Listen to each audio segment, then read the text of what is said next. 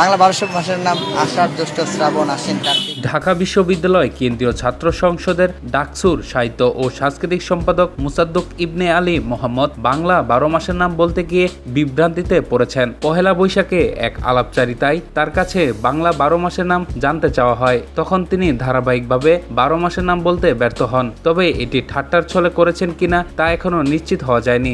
১২ মাসের নাম বলতে গিয়ে মুসাদ্দেক বলেন, আষাঢ়, জ্যৈষ্ঠ, শ্রাবণ, আশ্বিন, কার্তিক, পৌষ, মাঘ, অগ্রহায়ণ, ভাদ্র। হয়েছে ফাল্গুন ১২টা হয়েছে। একজন ছাত্র সংসদের সাহিত্য ও সাংস্কৃতিক সম্পাদকের মতো দায়িত্বশীল পদে থেকে বাংলা মাসের নাম বলতে না পারা নিয়ে নেট দুনিয়ায় ব্যাপক হাস্যরসের সৃষ্টি হয়েছে।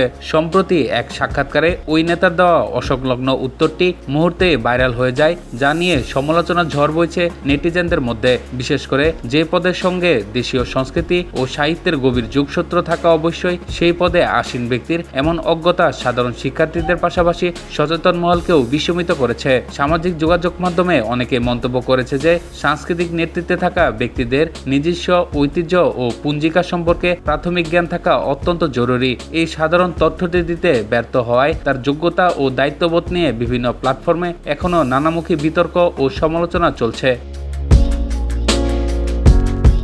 আলোচনাকালে মুসাদ্দেক তোষামত বা তৈল দেওয়া নিয়ে নিজের পর্যবেক্ষণ তুলে ধরেন। তিনি বলেন, বাংলা সাহিত্যের বিজ্ঞ পণ্ডিত হরপ্রসাদ শাস্ত্রীর বিখ্যাত প্রবন্ধ তৈল এর কথা উল্লেখ করে তিনি জানান, মানুষ তৈল শিল্পকে উন্নতির এমন শিখরে নিয়ে গেছে যা শাস্ত্রী নিজেও লিখে যেতে পারেননি। তবে তিনি মনে করেন সমাজের কিছু মানুষ ক্ষমতার তুষণ বা চাটুকারিতার মাধ্যমে স্বার্থ হাসিল করতে চায়, হোক সেই ক্ষমতা ফ্যাসিবাদী বা স্বৈরাচারী।